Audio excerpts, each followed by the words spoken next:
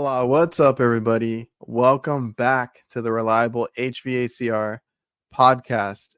You can listen to it on or watch it on YouTube. Listen to the audio version on any podcast platform, all the major ones. And you can basically just search Reliable HVACR on any social media platform. Like, I'm trying to build them all up. I really appreciate all the support and love, getting all those built up and showing up and tuning in. I really appreciate you guys. I love you guys. Now, in today's episode, we have a really great guest. This is we'll get into how he got into the trades, how he his experience beforehand, that led up to where he is now, which is basically running a safety business. So we're going to get into stories, into our own experiences with accidents, near misses, all the stuff that he sees, because this is his line of work. Basically, this is what he does every day. So today's guest is Terry Dussualt. He is a founder of Yellowknife Consulting Services. He's been Southern California's top safety expert for over 25 years.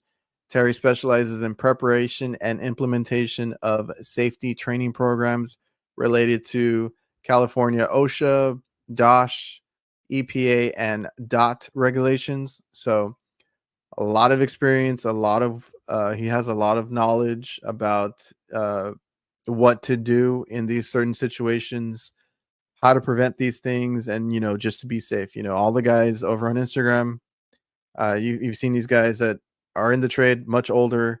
Work safe, be safe, get back home the way you left it. All this advice, as you get older, you kind of realize that you got to take care of yourself. Now, when I was younger, I didn't do that. I thought I was invincible. I thought I was Superman. And now I feel it, right? So there's different things. There's wear and tear on your body. There's just plain out accidents. You don't want to have anything severe happen to you or your life taken away. You only have one. So like I said, today's episode is going to be an interesting one. I promise you, we're not trying to lecture you or anything like that. I did talk to him before the show to see how we're going to do this. And I just think it's really interesting. There's no push on anything. There's no force feeding you guys anything. It's just a conversation that I'm having with a safety expert who came from the trades. But first, let me thank our channel podcast sponsors, helping me get these awesome episodes out to you guys. Have you ever had an annoying issue that you could have resolved if you've only seen what the other person on the line was seeing, especially when you're backed up and you have a million places to be? Well, you can say goodbye to that frustration with Tether It Now. This lets you step right into their situation remotely without any mobile apps or software downloads. You can use live video and augmented reality to guide, simple fixes or assess a situation before you have to go out there. Reduce wasted trips, boost first-time fix rates, and increase customer satisfaction. Customers happy, they're going to keep calling you. There's no doubt about it. No apps, no downloads, just a text message link to connect. The future of remote support has arrived. You can learn more at visalogics.com/HVAC. And of course, our other sponsor is my favorite CRM, Jobber. You can quote, invoice quickly and efficiently. People like us can't be behind a desk all day. We have to be out there in the field. You can use Jobber on the go, on the job site, with their mobile app or any device that uses a browser and internet. You can schedule jobs, dispatch texts, set reoccurring jobs like maintenance, real-time price lists, and much, much more. It's affordable. You look very professional. It helps you get paid quicker in the end. And if you're still using pen and paper, it's a no-brainer. Visit getjobber.com/reliable HVACR. All these links will be in the description of the YouTube video, show notes of the podcast. Check them out. You get a free trial and discount with Jobber, and then you can learn more about VisaLogics in the links below. Now, let's get on with the show. Please help me welcome Terry Dussualt. Hey, Terry, how are you doing? Great. How's it going, Adrian? I'm doing pretty well. I mean, we're staying busy over here. It's hot again in Texas. I don't know how it is. You're in California, right? Yes, yeah, I'm down in Southern California, and we just had a little heat spell recently, but probably nothing compared to where you're at. I think we're getting 90s again, man. I was like so happy because we got a cold front and it Uh-huh. was like 50s, real nice. And then like, it's like, the sun came back out. It's all hot again. So, Yeah. Texas is no like a AC season all year round. So we're always busy. Yeah. Yeah. So can you just quickly, for everybody watching and listening on the podcast, can you introduce yourself and tell us a little bit about your company? Yeah, my name's Terry Dussualt, and my company name is Yellowknife Consulting Services. And we specialize in providing contractors with safety training, safety programs, and site inspections. And we even do incident investigations for some clients. So it's a kind of a wide ranging service that we provide, a lot of documents and that kind of thing. So, yeah. So you cover a little bit of a few things, right? Like you said, site inspections. Do you also do like training to help them with the safety trainings? Yeah, I do a lot of in person training, but one of the things that we're about ready to launch, and it'll be available here in the next 10 days, is we have about 100 trainings that we're going to be available through our website. And a lot of them are Oh, going to okay. be in Spanish too, which is really good. So we're really excited to launch that because training is the key to everything, I think, as far as safety goes. And but not all online trainings are created equal, and a lot of people find them frustrating. So it took us a while to figure out, what angle we wanted to take with that. But I think we teamed with the right people now, so I think this is going to be good. That's really awesome. Having some sort of like online education and having it in multiple languages. I'm particular to that because we deal with a lot of Spanish Mm-hmm. down here in Texas where I'm at. So good things to hear. You also do investigations, you said, on accidents. So do they call you out to like when something bad happens to go and check that out? Yeah, usually it could be something minor, or it could be something like I did incident investigation not too long ago for somebody that lost a finger, and a lot of struck by incidents where people get hit with something, or that kind of thing. But yeah, I've done hundreds of incident investigations over the years, so I've seen a pretty uh, a large variety, we'll say, of different things. Yeah. Yeah, I can imagine if you are Hmm. like specializing in this kind of field, like that's all you see. I'm sure you've seen a thing or two. Yeah. So Yeah. you said you're from Southern California. Is this all in this area, or do you travel out for this kind of stuff too?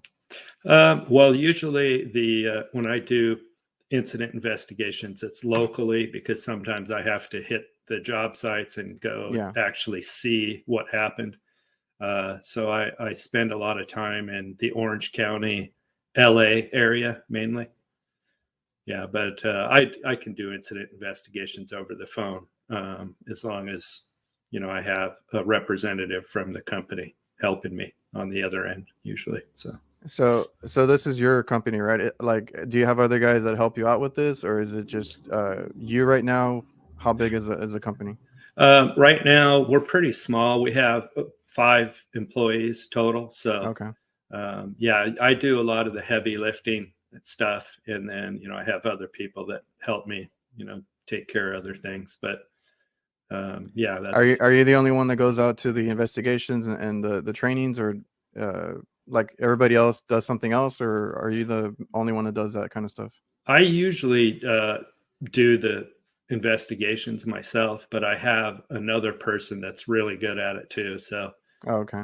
sometimes him and I have to collaborate on these investigations and try and figure out like what really happened, because a lot of times, in the investigations, people people lie, or they have a different perception of what happened Yeah, it in the happens. incident, and it's sometimes it's hard to get to really figure out what happened. You just based on a lot of variables that are out there. I did one incident investigation, and it was the only one I really couldn't figure out all the root causes, and part of the reason was because I could not interview the injured party, and that person happened to fall through a roof, and so they were actually doing HVAC work. So yeah, that one was luckily he didn't get hurt too bad, but we never got the opportunity to interview him, so that was unfortunate. But I got you.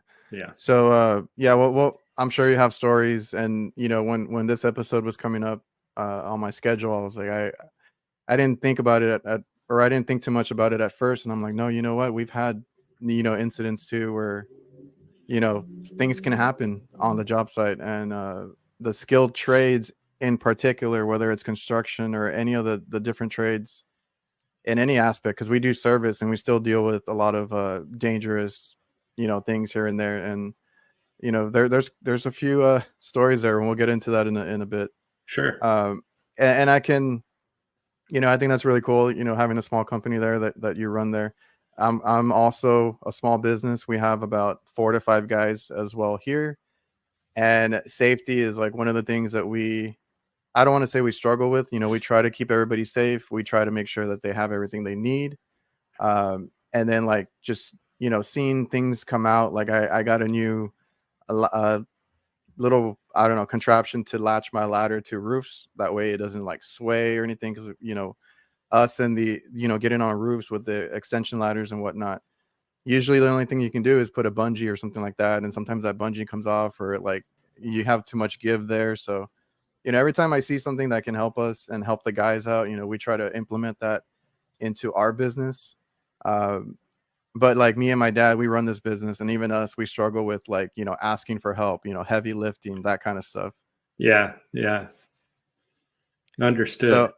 So how did you get into this? Like, were you in the trades before or anything? Did you have something else that you did before the whole safety consultant? Yeah. In fact, I didn't even really want to do safety, to be honest with you. It was kind of weird how it all happened, but I worked for a company, and we did a lot of work for the big oil companies, and we would do installations of groundwater treatment systems and these machines. They're called soil vapor extraction systems, and that was to remove contaminated groundwater and then bad gas vapor that was in the ground. And so I put in about probably, I'd say, a good 50 of these systems over the years, and there's a large part of that that's mechanical, and there's a large part that's also electrical. So and a lot of plumbing, so I got a lot of experience that way. And how I got into the safety side of it was that the oil companies, they were kind of like at the forefront of safety, and they wanted to have all their contractors and subcontractors trained to this certain program that they had put together. And basically, if you wanted to do work for them, you were required, or somebody from your organization was required to go through their extensive training. And somehow my name got picked. And so I was elected to go and do this, rigorous course. And it kind of grew from there. It came easy to me, honestly, because, once you've worked in the trades, once the concepts, the safety concepts and things that we were learning were pretty foreign to me, that I didn't know, really where they were going with all this, but it was pretty intense. And then the more I learned, the more I realized how safe I worked, or unsafe I worked over the years. that you always realize that, I think, day to day. And even now, like, I've been doing this for over 20 years, and I think back to some of the subtle little things I did on jobs, and and how I could have done them differently in a more safe way, So yeah, it's Oh yeah, really yeah, like in hindsight, hmm 2020, you can realize where you were not as safe as you should have been, or you kind of risk your safety in some aspect. It's just the nature of the trade, which is unfortunate, but I think that's why I think it's important. And doing this episode here, I think was uh it can educate a few of the viewers and listeners, because safety is important. You might not think about it at the time, and then looking back, you're like, man, I really could have messed my back up, messed my hands up, my knees. There's a lot of things that we don't think too much of at the time, and then later you kind of pay for it, or God forbid, an accident happens. yeah, for sure. Like one accident could be a life-changing event, and Yeah, it that could could alter yeah, you and your future, yeah, your what you can do as far as your job and stuff like that. yeah. Yeah. In fact, I'll share this with you real quick, but a really close family friend who's not in my circle as far as work goes, but he's been an electrician for 23 years. And he's a guy who's never missed work. He never gets sick, and he's always at work. And he prides himself on being an electrician, but he's never gotten hurt on the job either until about 4 months ago. And being an electrician, you would think electrocution or shock would be the thing that would get them, right? Because complacency, you get comfortable, and people get zapped. That's the Yeah, part that I hate the most about my job, is the electrical part of it, because we deal with a lot of high voltage. yeah, yeah, and it can be scary, for sure. And so it turns out he ends up getting hurt on the job. And what happened is he was standing on the top of a 3 foot step ladder, Hmm. and he was doing a task, and he actually slipped and fell off the top, but he landed on a hammer drill. Oh, Okay, so I don't know if it was him or somebody else, but they were using a hammer drill, and it was upside down with the bit sticking straight up, and he landed on this hammer drill, the bit, and this is going to sound kind of gross, but it went through his testicles oh and man. went up in him about maybe 4.5 inches. And luckily for him, he didn't, aside from his testicles, it didn't get any of the vital organs inside. But Okay. he's still recovering from that. And this And was, you said, like 4 months ago? yeah, he's still recovering from that. Yeah. Oh man, I And can't imagine.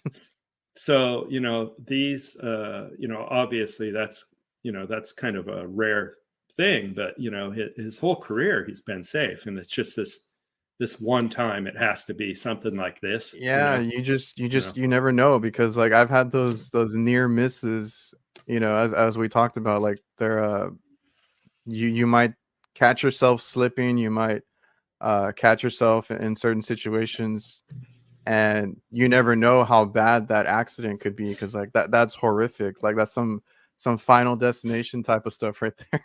Yeah, And the long-term effects, obviously, because I've had uh not to me, like I've tried to be as safe as I can, obviously. Like before, maybe I wouldn't wear my gloves all the time, I wouldn't wear the right boots, things like that, because we work in kitchen. So oh it's important not to slip in the kitchen too.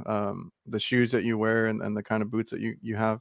yeah, um we're working around a lot of hot stuff, fryers. I try to stay covered head to toe, right, cover all parts of my skin. And my dad, though, has had accidents, that has messed him up in the long run, right? So he's had multiple back surgeries because of a work accident early in his career. Like, right off the bat, he got injured pretty bad. So he's had to deal with that. He's very stubborn. He doesn't like to ask for help. He doesn't like to stay at home or anything like that, because when he used to manage another, like a competitor for us. He used to manage them when he started, and he worked his way up to supervisor, branch manager, all that, and they try to keep him in the office, and he didn't like it. So he just went out and made his own company, started his own thing, and now Yeah. we're trying to keep him, to hang back and stuff. But no, he's out there with a bad back and everything, and it's just unfortunate because that's messed him up for a long time, just having that back injury and having a couple of surgeries there, and you never know what could happen. Yeah, sometimes you have the accident and then you have the surgery, and the recovery Oh yeah. sometimes isn't exactly the outcome that you had hoped for, and you have to live with pain.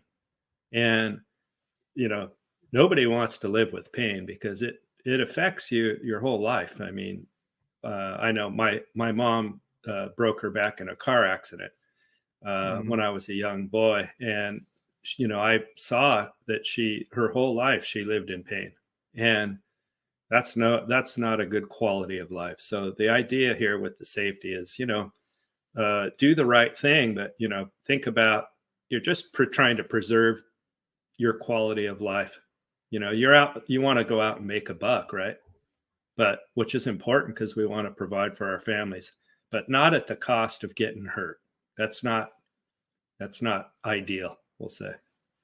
No, and I think about it more now because like I have kids and stuff, right? I want to come back home in the same way that I left, right? I want to come home safely, be able to play with them and take them out and do things. I can't do that if I get hurt on the job, if I fall off a roof or anything like that. So that's always on my mind now. Every time I go on like a really high roof or sort of a sketchy roof that we see, because like nothing's perfect. There some stuff does come up, and you kind of think about it. But like for me, I actually had it wasn't work related, but I used to play sports. I tore my ACL, and I had a bad surgery, right? Kind Right, of right. messed me up a little bit, and I have that to deal with at work now too. And I kind of think even more now because like I have a bad knee, uh, dealing with this kind of stuff, right? So I make sure that I have like the knee pads, the right boots, like I said earlier. I wear a lot of gloves now. I have different kinds of gloves, Yeah. because like and that's not stuff that and what I was getting to is like when I started, I thought I was like invincible. And I think a lot of guys start out like that, right? You think you can lift everything, you think you can work without gloves, work without any safety gear, but you never know because uh and I've gotten stuff because I post on social media now. I have a YouTube channel and all that. Uh-huh. And I've had guys get after me like when I like in the early stuff, like you're not wearing your gloves, like kind of example are you setting and this and that. So now I it that's kind of a thing, right? Is the whole like old school mentality about things is like, oh, and I've seen it on other people's comments, like you got soft hands or you got this and that, and they expect you to be all like roughed up, essentially, right? But it's like, no, if we wear the right gear, if I'm Mhm. wearing gloves all the time, my hands shouldn't be that dirty or that messed up, right? Like it's just a mentality that's changed.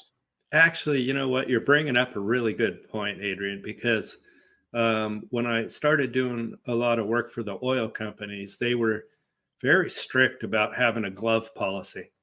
Hmm. And, a lot of people complain because the type, they're like, I can't work with these things, but there's so many different types of gloves now, and the materials Hmm. that they're making the gloves out of, there's a glove for every task.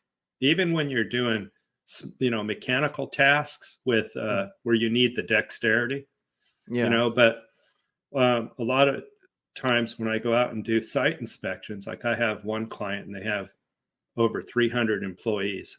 So when I go out to a project, they could have 50 guys, 60 guys working on one job.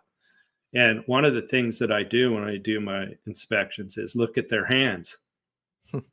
If they have dirty hands, it tells me they're not wearing gloves, right? Oh yeah. Yeah. So I use that because I was the guy early in my career. My first job that I had, or my first business I started years ago, was a pressure washing business, and I ran that for 10 years. I started it when I was 19, but my hands had callus, and I never wore gloves, back then. Yeah. So But you're right. Your hands, that's a good indicator. And you need to wear gloves and protect your hands. I've got so many pictures of hand injuries that from incidents that I've investigated. And Yeah, I can imagine because like I used to come home like with cuts all over my hands, like and all that stuff can be prevented just by wearing gloves. Because even now, like I still look around to see what's the best glove out there because a lot of them are touchscreen friendly, right? Because we yeah, do a lot of stuff on our tablets or our phones now, right. or Mhm. even just answering the phone. But I have a lot of like equipment that requires like a Bluetooth connection to my phone or something like that. So I'm looking for gloves that I can feel stuff with. I can touch, use my touch screen. And then another pet peeve of mine is when guys wear their gloves or they're oversized, right? So I'm I'm about 6 feet. I'm a 5'11", Uh-huh. and I used to play basketball. Like I'm pretty. I'm not super tall or anything, but like the gloves, I'm a large and everything else. But like when the gloves, I was like, no, those are too loose. I get the medium, I get the tight fit, and that helps with the whole like when people complain, oh, I can't feel anything with the gloves, or I can't pick up things or things like that. Maybe it's a size or the type of glove that you have. So Yeah. Yeah. just go to Home Depot or to whatever store you go to, and there's gonna be a wide selection now to where it's like, different cut level resistant, touchscreen friendly. Yeah. I have gloves that are for winter too. Like there's a ton out there. Yeah. And the other thing you mentioned is the fit, right? So uh sometimes your PPE, it could actually become the hazard. And Hmm. for example, what you mentioned with the gloves being too big, there was a guy that I worked with way back in my early part of my career, and he got his hand stuck in a sanding disc. This thing was Okay. probably like 2 or 3 horsepower. It had a big giant disc, and he was sanding some sheet metal, and the fingertip of the glove got sucked in between the sanding disc and the metal Man. plate, and there was only like maybe a quarter inch there, but Hmm. just enough for that fingertip to go in there. And this guy was big and tall. He and I had to take him to the hospital because it sucked his hand in, and that was before I ever was into safety or anything. Oh, okay. So yeah, sometimes you got to really like kind of look at the PPE too, because uh, that could be the hazard, or you might not have the right type. You know. Exactly, because that's just a pet peeve of mine when I see Hmm. guys with oversized like a gear, right? Like that's another thing. Make sure it fits right, whether it's part of your uniform, gloves, because like the main complaint is like, oh, I can't like pick up things, I can't feel anything. I'm like, I wear my gloves super fitted. I have the right type like I've tried different ones. I found some that I like, so I keep my gloves on honestly like the whole work day. Like as soon as I get out of the van, I put them on and they don't come Yeah. off until I get back in the van. Yeah. So Yeah. Good. That's good. Yeah. I and worked that's at. just something that I learned because I like I said I didn't do that at the beginning.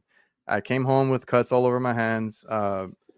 We deal with a lot of chemicals too, and a lot of different cleaners and refrigerant because I do Yeah. HVAC. So even like some of the coil cleaners, right? We use them to clean the systems out when we do maintenance and different things. The old stuff that we used to use, because I try to. That's another thing. Like it was too dangerous for us, and it's not worth it because it was really corrosive and acidic.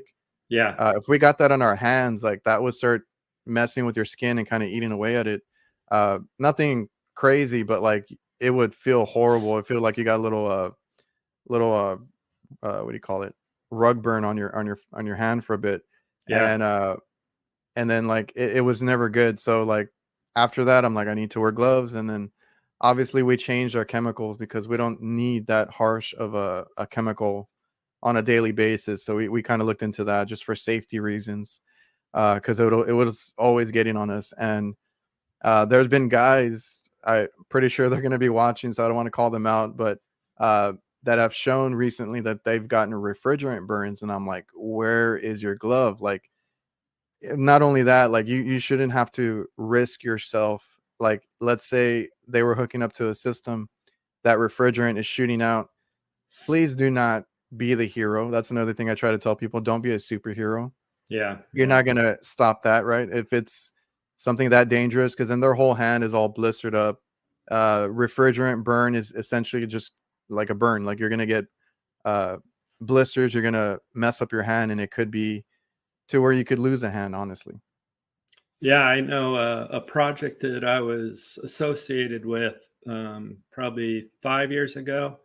A project manager sent somebody to go do something to this system, and it had it wasn't HVAC, but it had like Freon or something or refrigerant. Mm-hmm. But this gal opened a valve that she shouldn't have opened and got a blast to the face. Oh, wow. And that turned out to be a huge deal because when we do an investigation, we have to figure out what the root causes are. And it was like, why would you send somebody out there that's not qualified to do that? Number one, Mm-hmm. she didn't have the training to do it.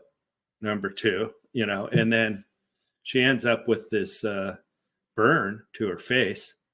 And that was traumatizing, to her. And it ended up being a big deal, And so, yeah, face shields and, safety glasses that nobody wants to wear, wear them. Training is really important because, sometimes people, they just, they don't know, maybe they're not trained and, they get sent out. And so it's good to make sure that, that stuff, especially with chemicals. And I when I had my pressure washing business, I did a job for this guy. He did stucco work. And I don't even think I've ever told anybody this story, but I was pressure washing the eaves of a house with hot water, 3,000 PSI. And he wanted this place clean and he was going to do a bunch of stucco work. And what I didn't realize is the hot water from my pressure washer was kind of like, it was like emulsifying the paint on the eaves. And I didn't know. So as the water was coming down, it was dripping on my head, but I had a face shield. I had a face shield on.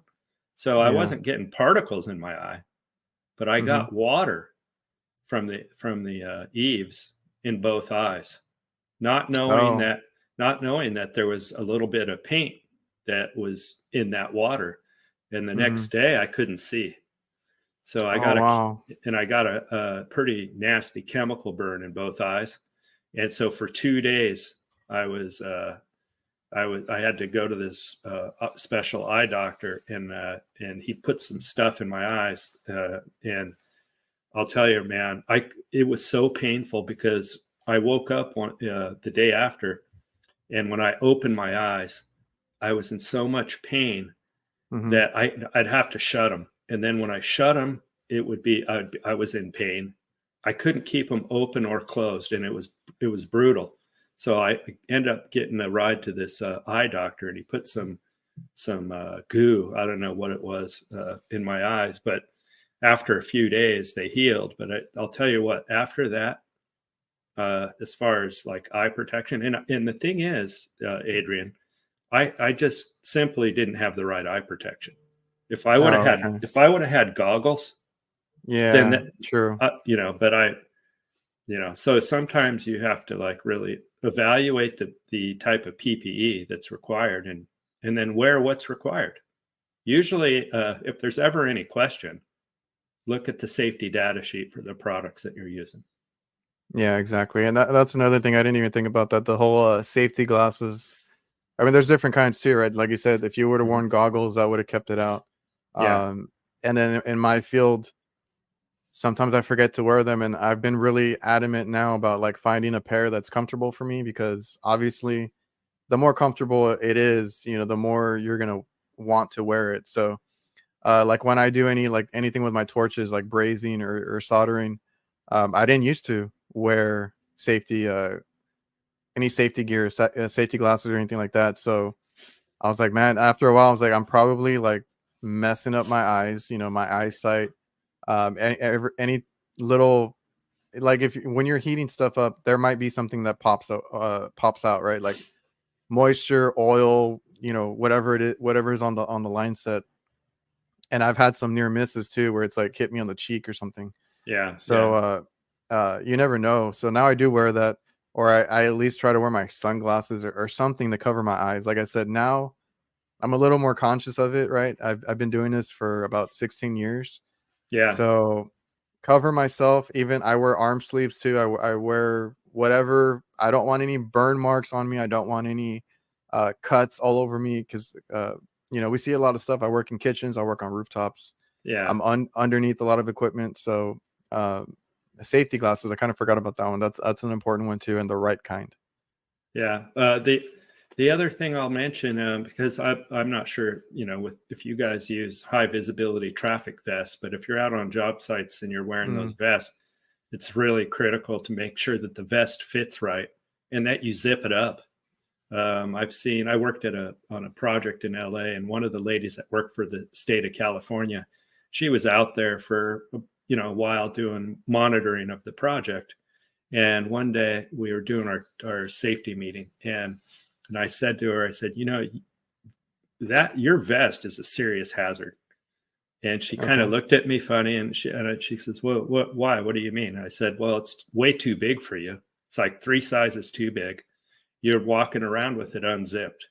And we're working in a high traffic area that's the streets are very narrow, and there's a lot of high speed traffic. And what happens is, this actually happened, but a guy got his foot ran over from a car. Okay. But I said that vest could get tangled on somebody's side view mirror, and it'll drag you down the street. Oh, wow. And she goes, I never even thought of that. But entanglement, when you're working around machinery or anything that spins or traffic, getting caught up or caught in something is, I've seen some accidents where entanglement was the issue, and it usually doesn't end well for the person. I'll tell you that. No, and that's a good point. Going back to the point earlier about fit, like I've seen that a lot too. Like we don't necessarily have to deal with the safety vests and stuff like that, the high vis stuff. But like I've noticed that I've seen that like a lot around, like where people don't zip them up, they're just hanging around, and you can't really see them on the person. And like you said, anything loose can get caught, because if you're around machinery, anything with moving parts, if you have loose clothing like anywhere, it's gonna suck it right up and take you with it. Man, and that's another thing, right? It's like you said, it's in high traffic areas where you have to be careful with that, but also what if you're working like at night or something like that? Because I live out here, kind of out in the country area, and there's not a lot of lighting.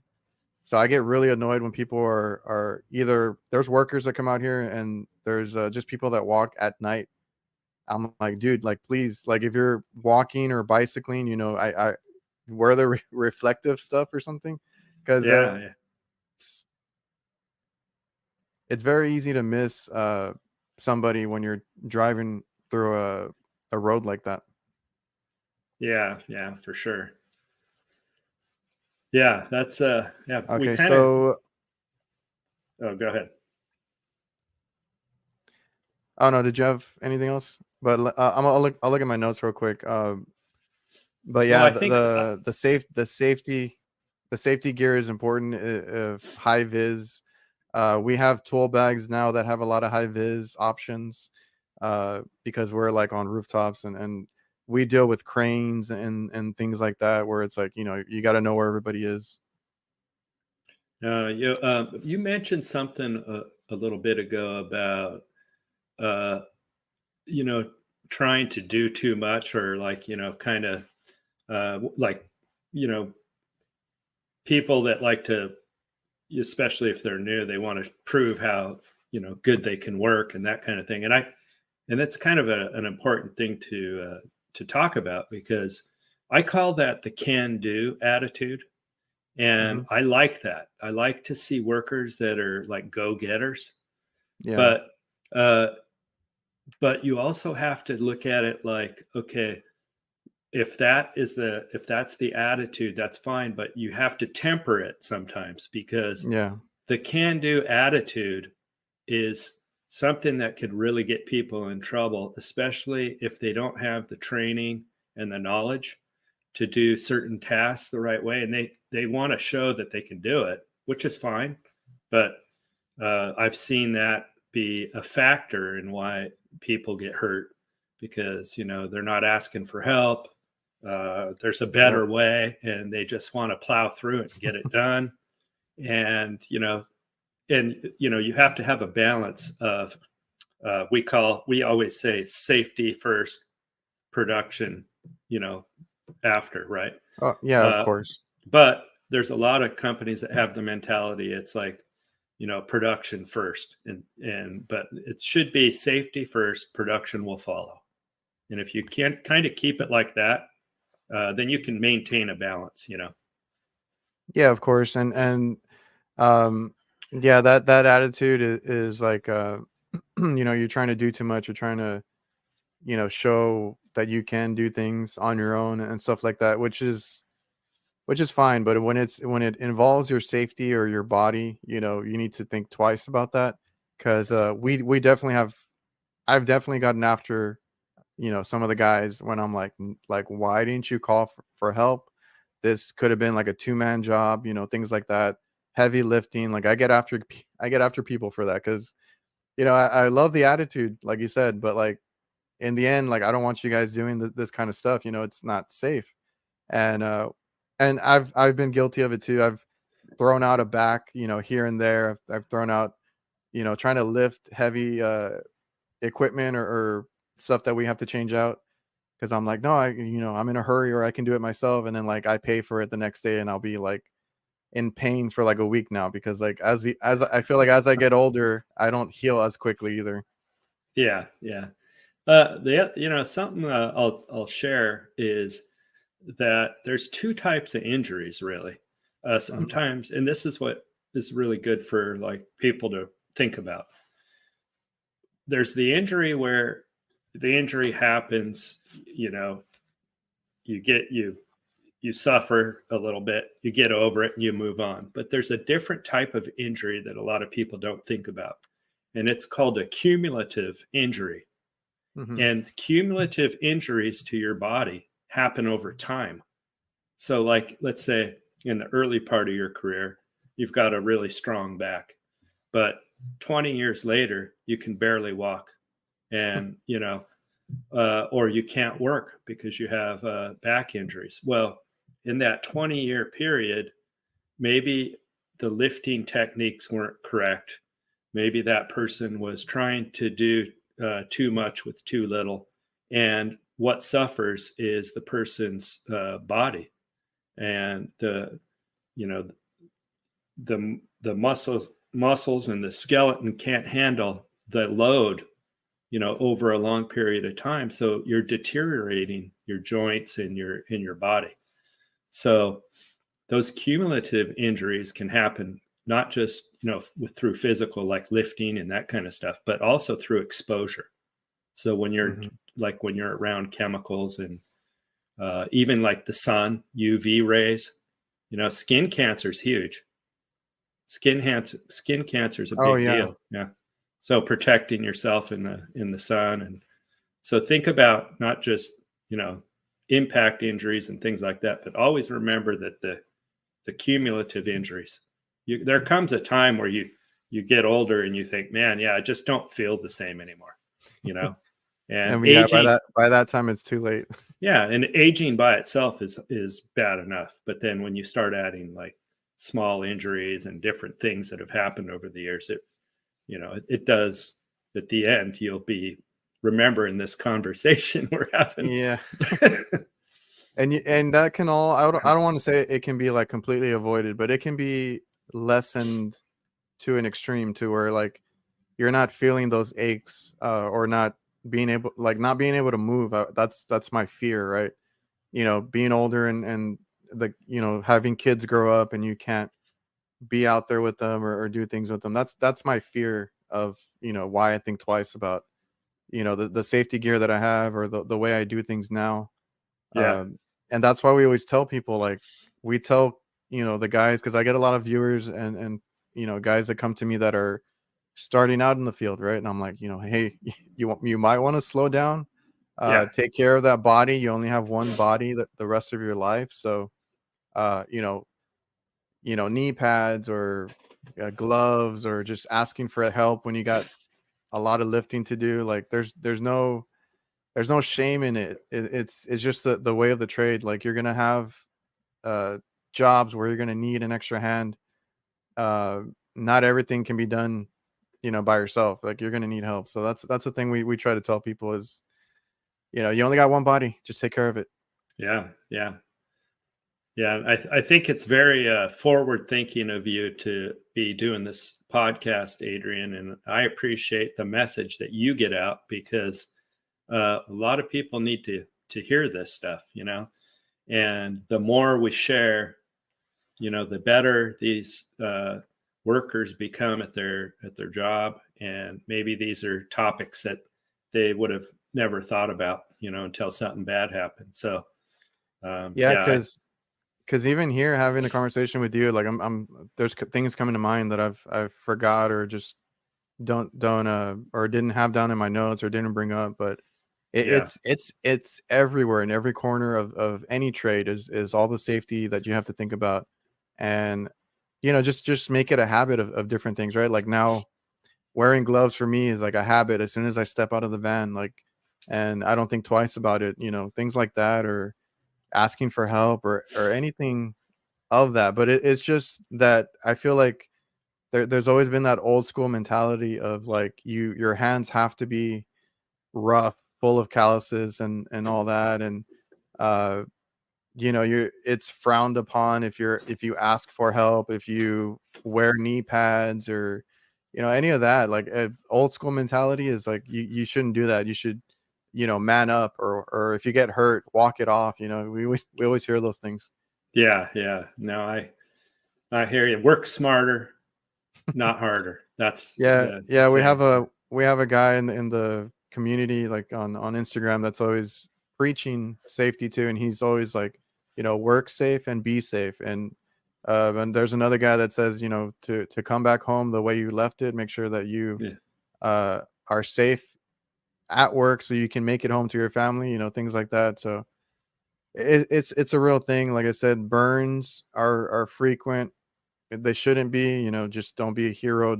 Wear those yeah, gloves. Let that yeah, refrigerant go if it's already spewing out. Like you said, unfortunately, that lady that had it hit her face, I can imagine how bad that would have been, because I've never been completely burned, but I've seen plenty of people posting, their their their hands after an incident like that, and it looks very very uncomfortable.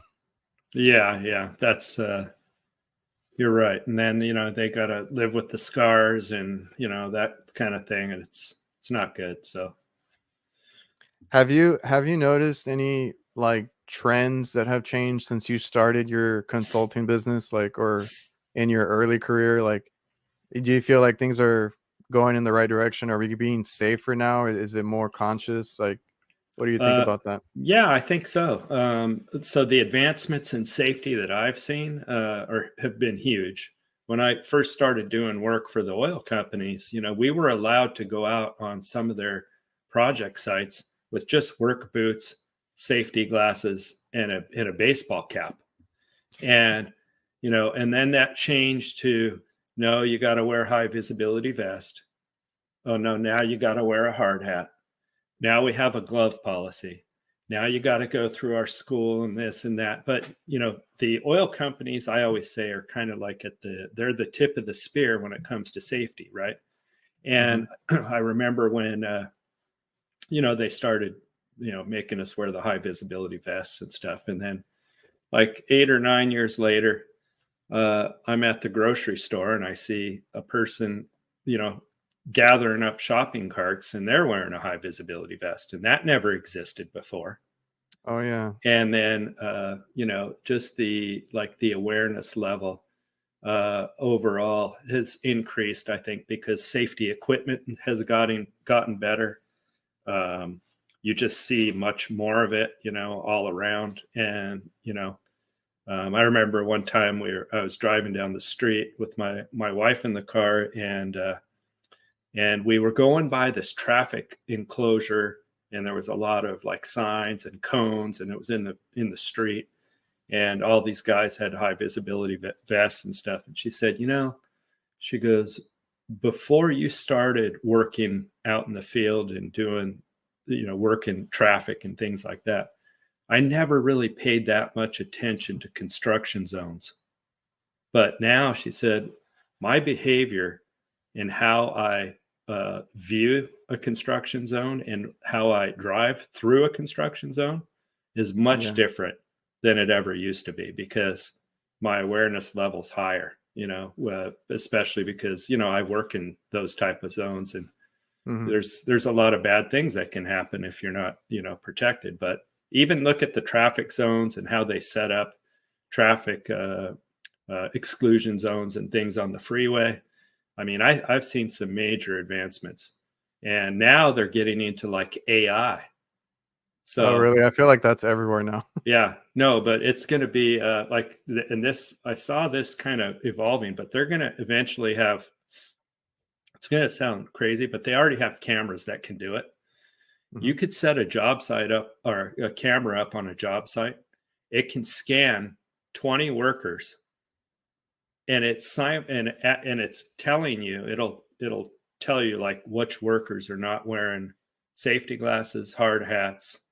Oh, wow. Yeah. So a person doesn't have to do that. And there is an advantage to that. The advantage being that, like, if I go out and do an inspection for a client, I'm only there for a small window of time, right?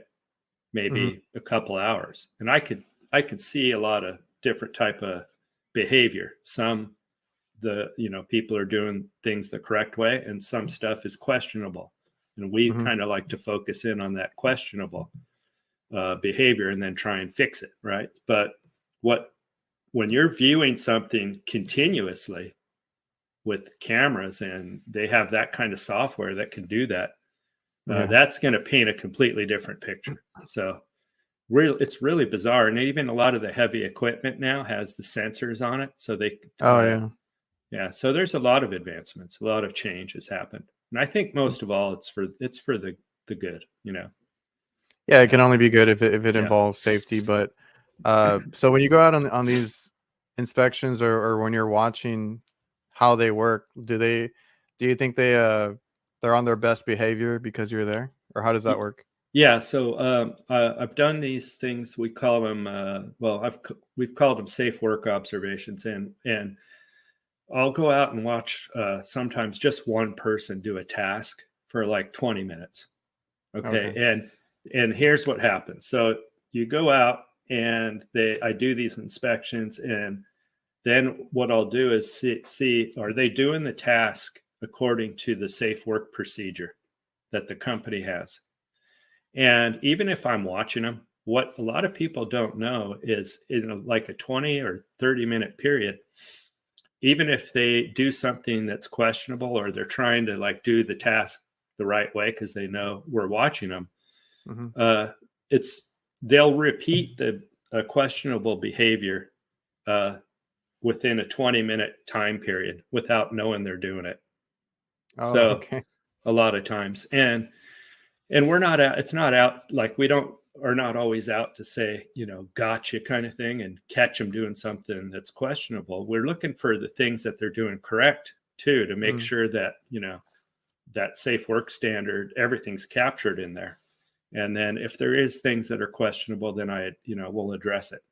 Like last week, I'll give you an example. Just last Wednesday, I think, I was at a job site.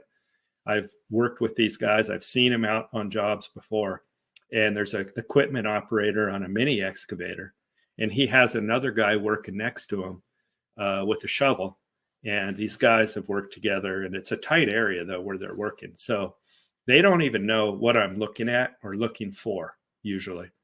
And so, but one of the things that happened is the guy with the shovel went he walked underneath the boom of the excavator.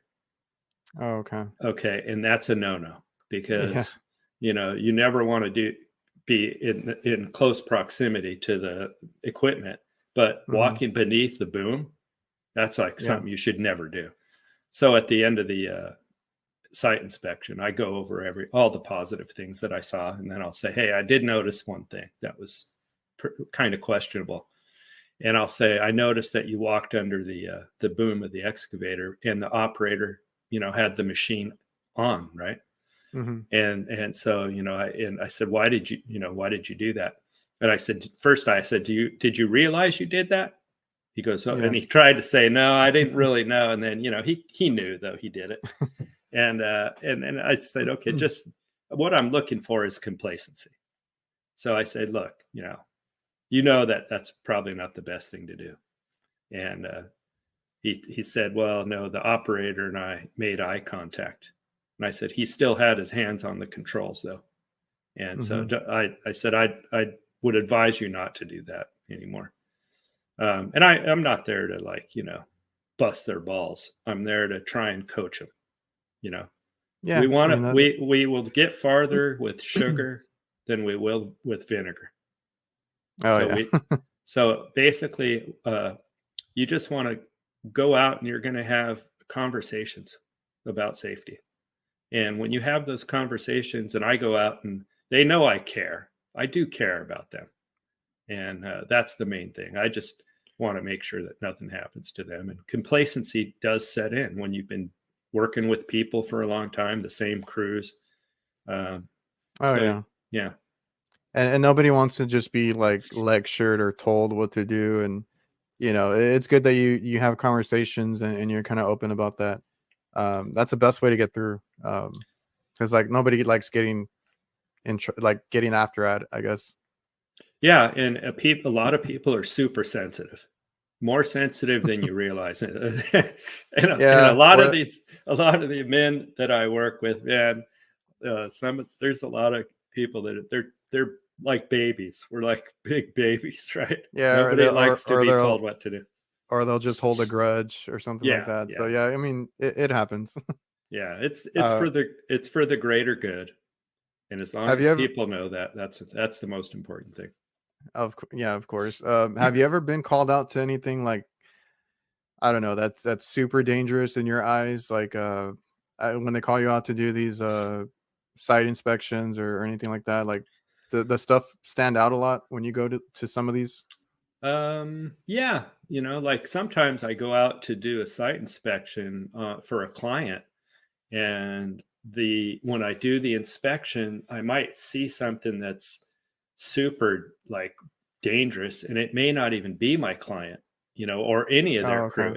It could be their subcontractor. So then what I say is well, it's, if you hire a sub, you need to manage them.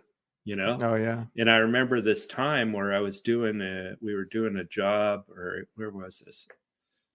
I can't really say where it was because, I can't really say where it was, but we'll just say that there was a few workers and they were putting this coating. Well, not a coating. It's like a liner down in it, and it's fabric, and they put it over the soil, and then they spray, it looks almost like tar or asphalt, but it comes out of a pressure washer wand, and there's two nozzles, and one nozzle sprays the product, and that's liquid tar or asphalt, and then the other product, or the other part of the wand, sprays out water.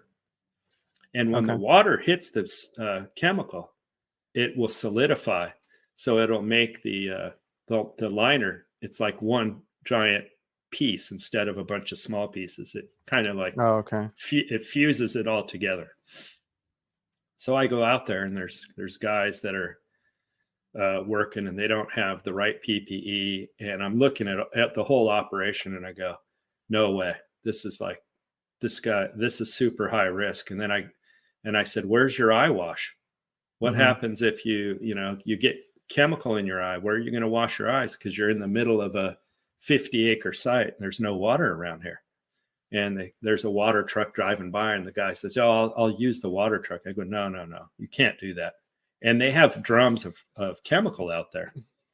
Well, long story short, when I looked at the safety data sheet for that chemical, it specifically says, if you get the product in your eye, do not wash your eyes with water, because it'll solidify, it'll make it worse, right?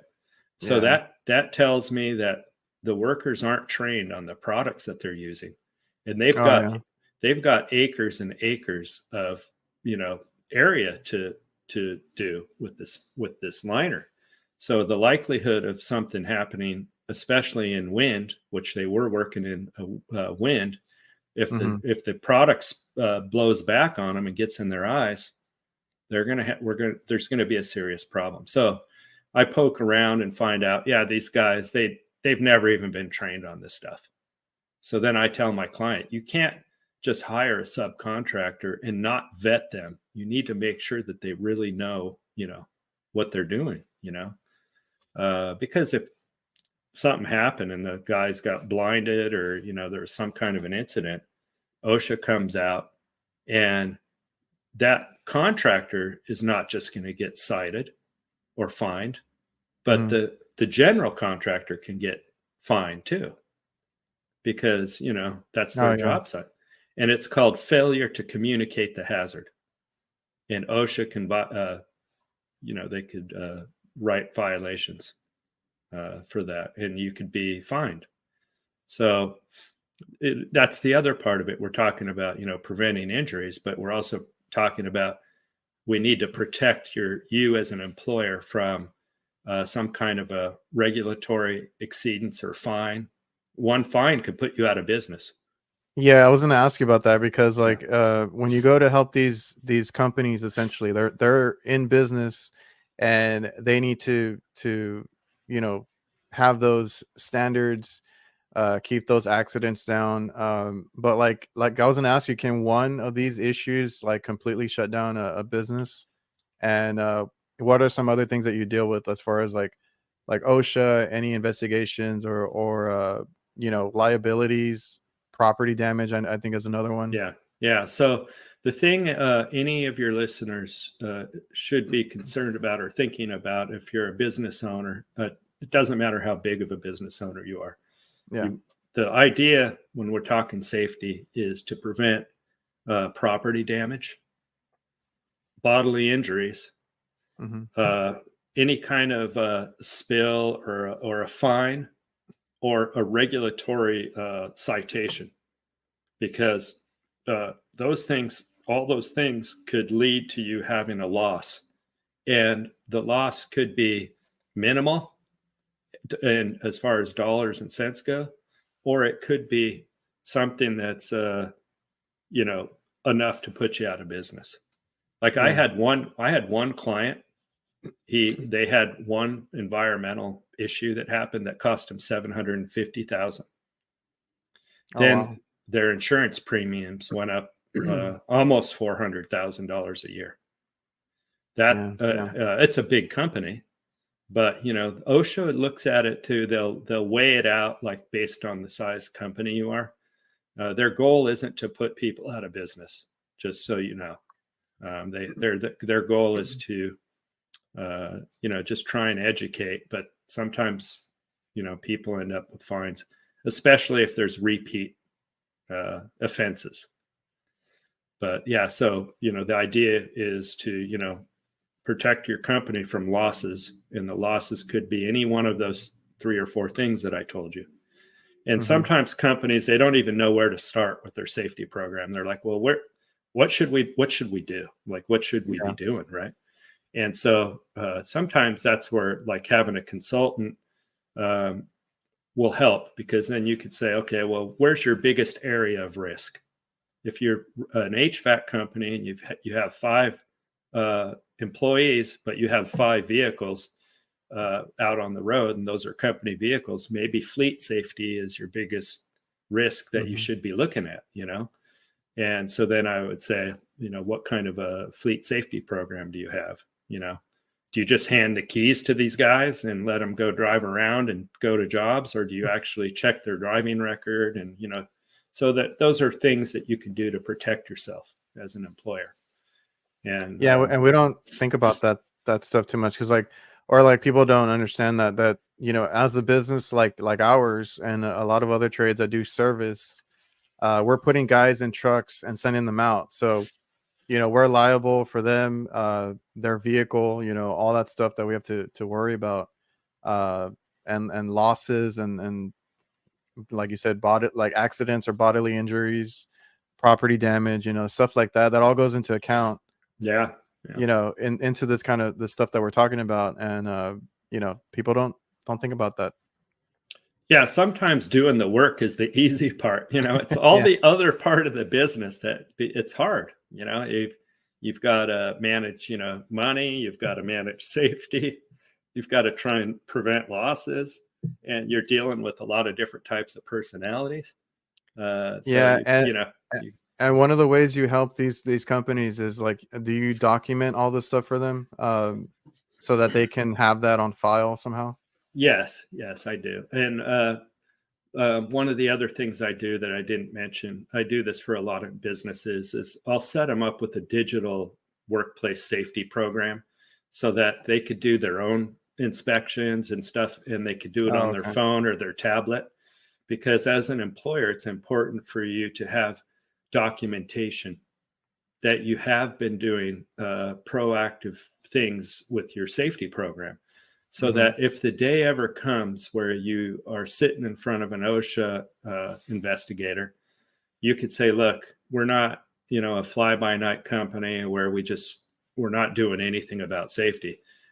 Here's some examples of different things that we've done, like our inspections and this and that, especially with vehicles, but anything that you can show, the paperwork that you can show, and it might not even be related to the job site where the incident happened, because on a incident where this guy fell through the roof when was it, early part of the year, OSHA asked my client for like 15 different documents.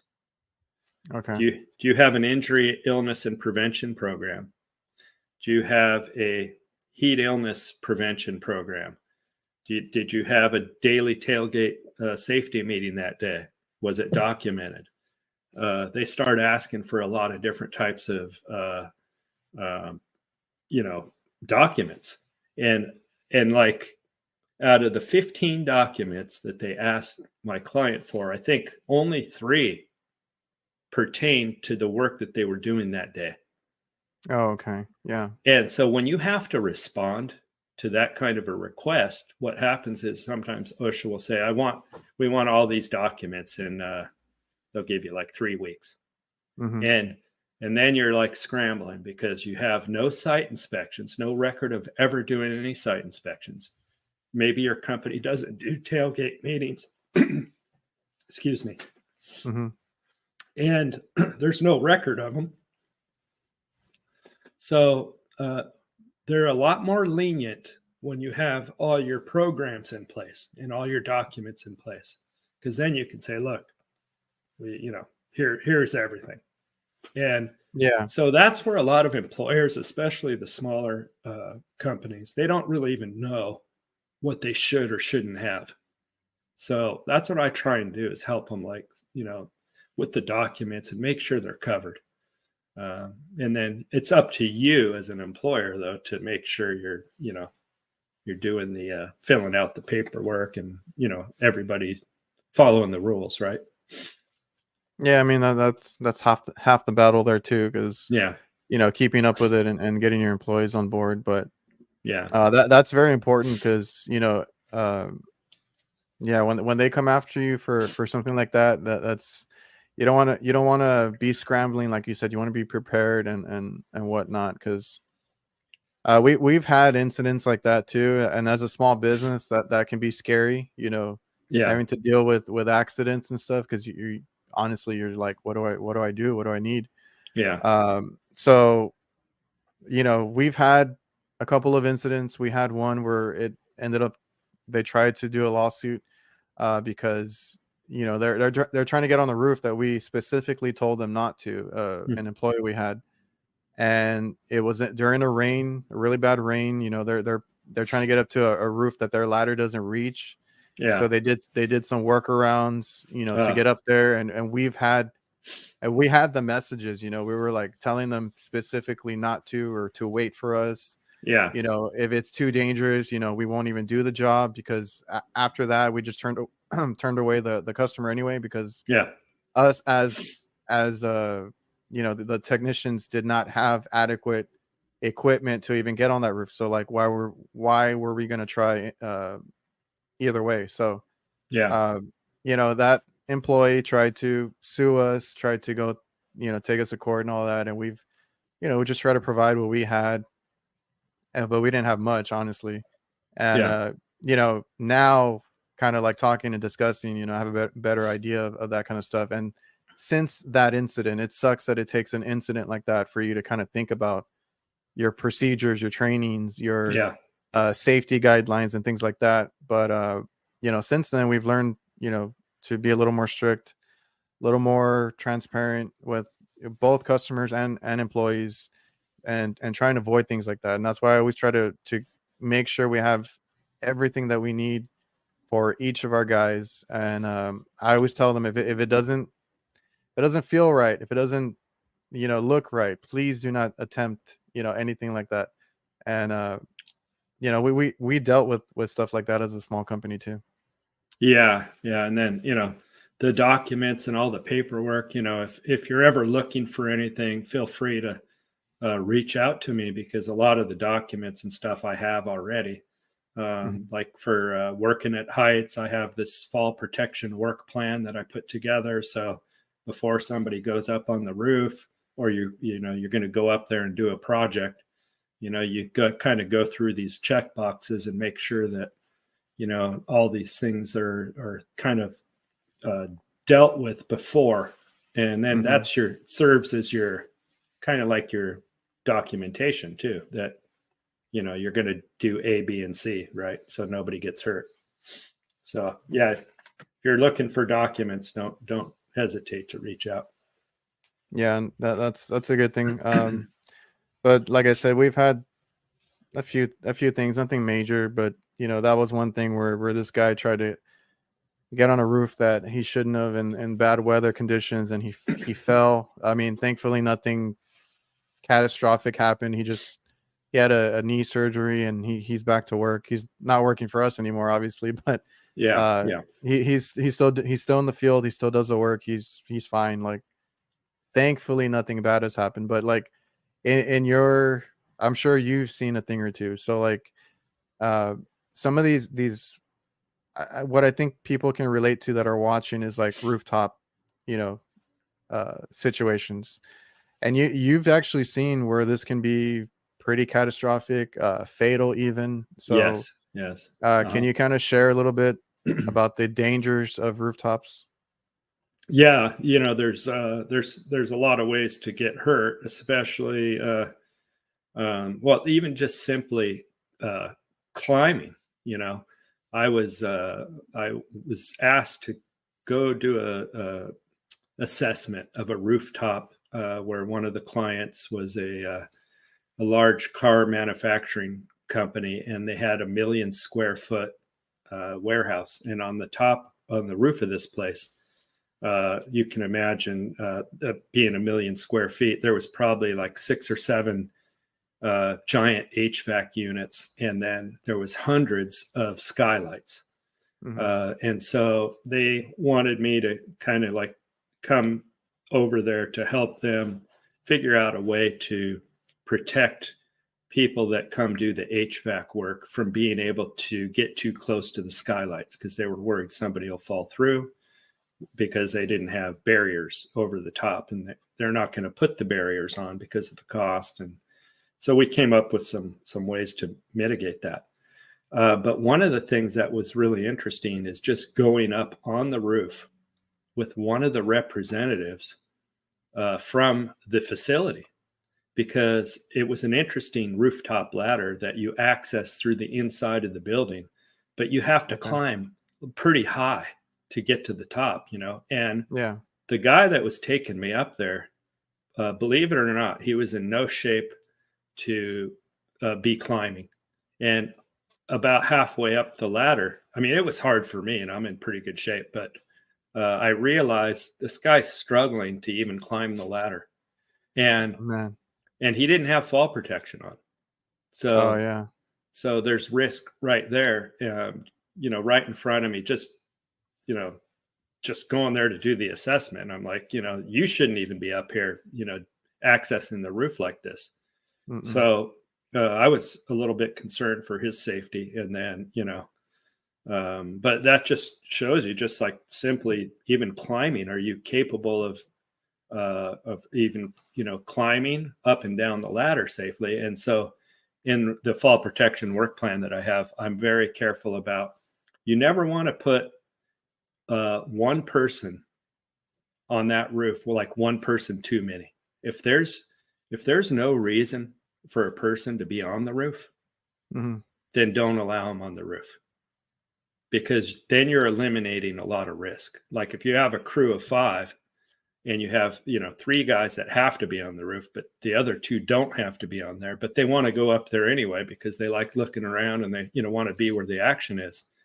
That the answer is no, because that's how you reduce risk. Okay, so they might not like that, but you do your task on the ground level, they'll go up on Yeah. the roof. As they're climbing this ladder, they can use fall protection. They put the harness on, they have the clip in the lanyard, and Mm-hmm. you're constantly clipping as you're going up, so Yeah. that there's we call it 100% fall protection, Yeah. meaning that there's no way somebody could fall. And Yeah. so they'll have 2 lanyards and 2 clips.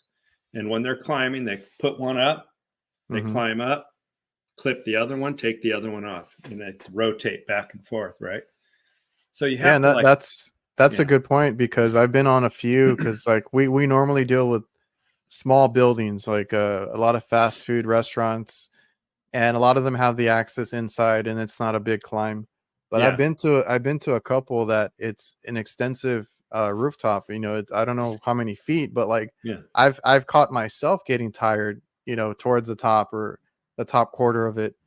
And I'm like, man, like I'm already like kind of winded, trying to climb up here. And there's situations like that. Like that's another thing you might not think about. It's just getting up a ladder. Like, is it safe? Is it like that being that tall? You might get a little winded. And us as service techs, we're usually taking up gear with us too, like tool bags or whatnot. yeah, And and I had one too where it was a sketchy roof where it was it's a building that has that like that wall on top. It's like usually 4 feet, 5 feet, and the only access you get is through the back. So you can put up a ladder and get up there if there's no indoor access, because usually we do strip malls. So yeah, they might have one at the end of it that everybody can use, but they might not. yeah, And right, this one place decided to put a carport in the back, and we have to climb up on the carport and then climb up to the roof. And I had one of my scary moments there because as I'm putting the ladder to get on the final part of it, that carport is metal, and the ladder can slip. So I actually had one slip out from under me, but I was already towards the top, and I kind of just took a little dive on the on the rooftop to get up there. yeah, Uh, and that again was why I was like, I need to figure out a way to strap my ladder down, and be more conscious about it, because some of these rooftops, like you said, it's a struggle to get up there sometimes, and you never know. So whether it's like you said that little fall protection gear like that, or making sure you can strap a ladder somehow, like there has to be some sort of safety when you're getting up on the roof. That's a lot of guys that are watching are going to be HVAC guys that are that deal with this every day, and I want them to think about that. yeah. Ladder safety, so it's so critical. And if you're going to set your ladder up, like I have a client that their crew is so good about, they will secure the ladder at the bottom and the Yeah, top. I've been trying to do Yeah, that too. and they'll use anchors They have, I've seen them use anchors at the bottom where they'll just drill right into the asphalt, and Oh, okay. they'll put it, because they're going to use the ladder. It's going to be like that for, a week. So they'll anchor that ladder at the bottom and the top. And then, at the end, when they're done, they pull the anchors out, and they'll wire those things, or they'll tie them off real good so they're secure. Because when you're going up and down with your tools, last thing you want to do is have have the ladder not secure. And they're sketchy enough as it is. Yeah. Yeah. Yeah, we work on a lot of older buildings too. Yeah. You never know what you're going to find. Yeah. But going back to your question, as far as like the, working from roofs and heights, it's one of the top 10 hazards of all things. Slips, trips, and falls, right, is one, as far as OSHA is concerned. That's the top hazard, right? So that should be really at the forefront of your mind. And it's not just, falling from heights, but even just, slipping and falling, on flat surface. So open holes and things like that, when you're up on the roof, especially with skylights, I've seen situations where people have, fallen through the skylights.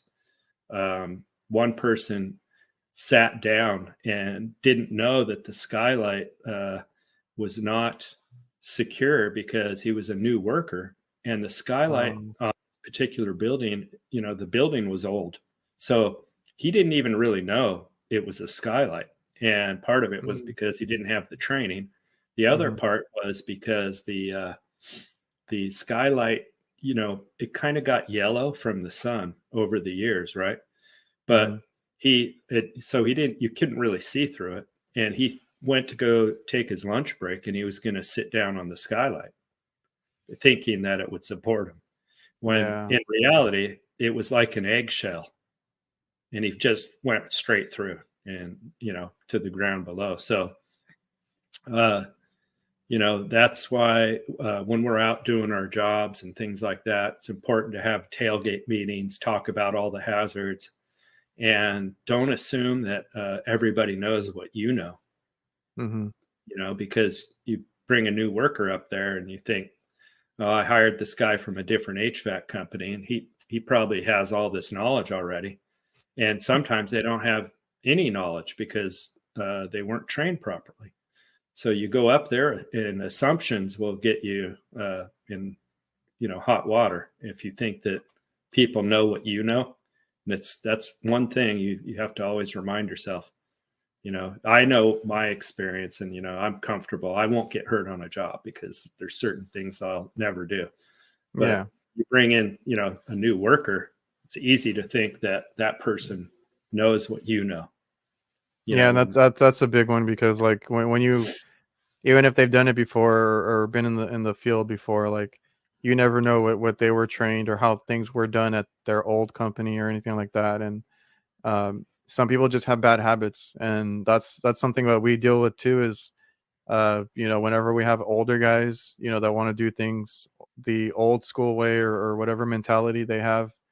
Even my dad, I get after him a lot about wearing his gloves and doing things the right way, because some people come from that tough man mentality. So just always it's better just to go over it, even if you think they know or whatever. Just go over what you need them to know, or train them the way you want them to operate at your business, and you'll be a lot better off. Yeah, you have to be strict about that too, because sometimes if people don't want to play by the rules, even though they're knowledgeable and they know the trade, sometimes you got to just let them go, because they're going to be too much of a liability. The reason, also is that sometimes, if you bring in other workers and they're the person that's supposed to be training them, but the newer workers see this guy not wearing gloves, not tying off the ladder, not doing all these other things that you would be doing if you were up there, then it's basically telling that worker that it's okay to take shortcuts, especially if that person is the supervisor, right? So I mean, we could talk about this stuff all day. There's a lot of facets to safety that a lot of people probably don't think about. But Yeah, of course. So when you go out to these sites, do you ever get like pushback from these companies? Like once you tell them like all the things that they need to change or implement? no, I No. don't. No, a lot of my clients, they're very they're proactive with safety. They've been around, so they know what it feels like to be stung or have to, have workers, be sent to the clinic or, so they want to do well with their safety programs. And but if maybe like 10 or 15 years ago, it was more like that. But So it's changed a little bit, like the mentality and yeah, the way they do things now. yeah, I think so, because what happens when you don't comply is your insurance rates go up. And Oh yeah. so it's, a company, I've had some clients say, we want you to help us with our safety program, but we only want to do A, B, and C. And I Mm-hmm. say, okay, well, I think D, E, and F is important too, but if you only want to do A, B, and C, that's fine. And then later on, they call me and they go, Terry, you were right. We should be doing D, E, and F too. So, And then and that, that's the thing with yeah, like running a business or anything. Like there's things that you might not think are important or yeah, you might not think about, but everything always comes back, to get you at one point. So yeah, you got yeah, to worry about your employees being safe. You got to worry about like you said, liability or insurance purposes, a lot of different things, property damage. yeah, yeah, exactly. Did I had while I was looking into like the stuff that you do. Do you have a sibling that's a paramedic or something? Yeah, I do. Yeah. Does he ever? Do y'all ever talk about like stories like I don't know. Does he see any of the work related accidents that maybe you are familiar with? Yeah, yeah.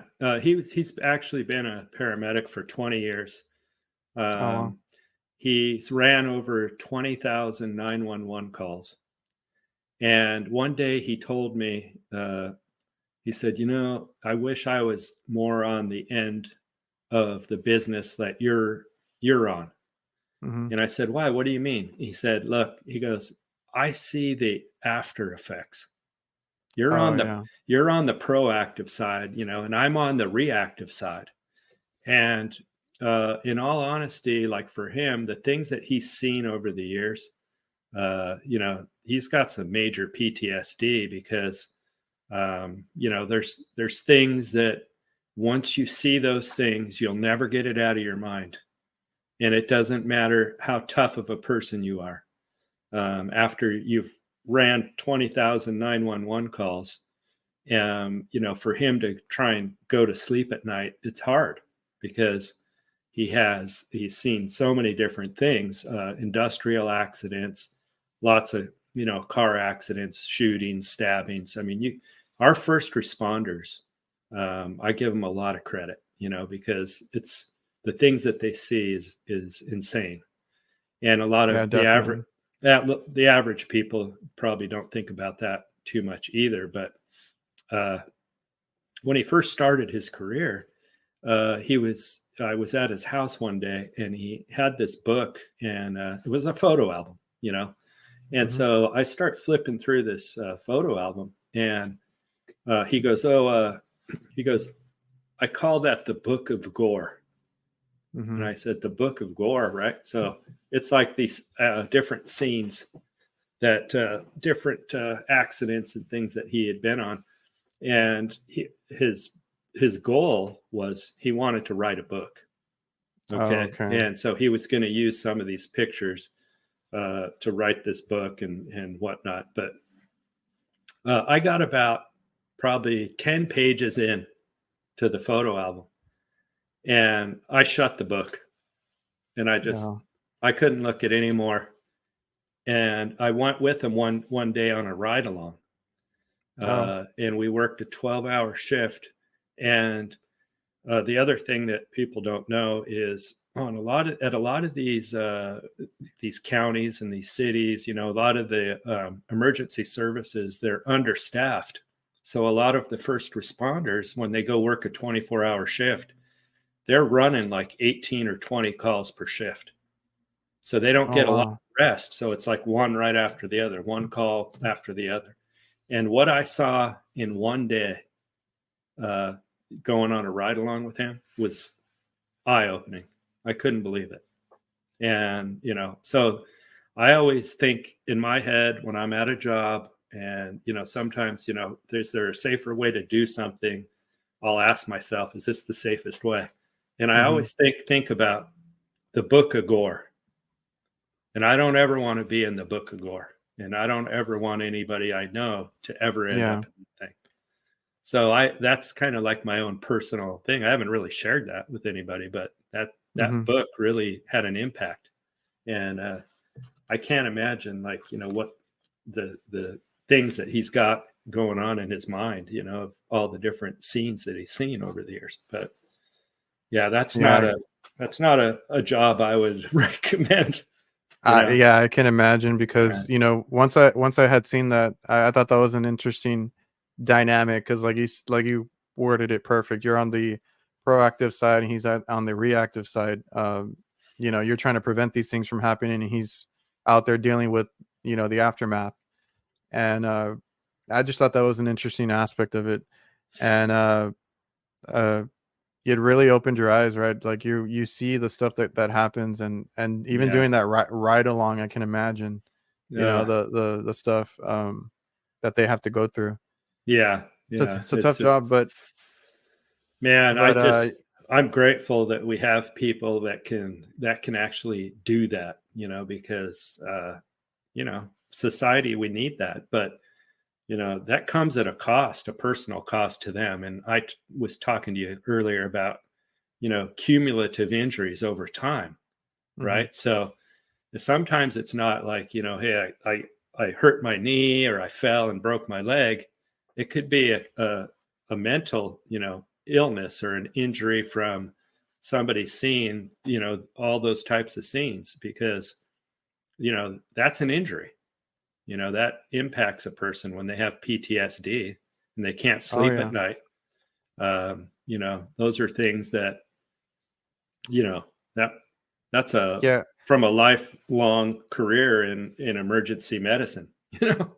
yeah. Because even me just being on social media, some people will share like that kind of stuff, like accidents that are caught on like security footage or whatever, and I'm like, I can't even watch it. So Yeah. I can imagine, having to be there in person and deal with it. But Yeah. I'm sure you guys have seen, tons of stuff in the fields that you guys are both in, because like you deal with this too. You deal with investigations.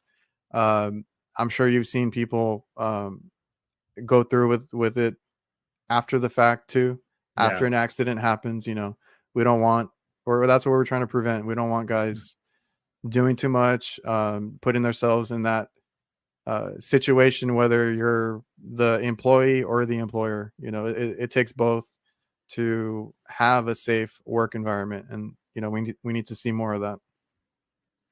Yeah. Yeah. It's much easier to just be safe. Just be safe, work Just be safe, be safe. safe. Just be safe. All right, Yeah. Terry. So I've really enjoyed the conversation. I really love having you on here. We've talked about a bunch of great things. Yeah. Do you have anything you want to part with before we get off the air?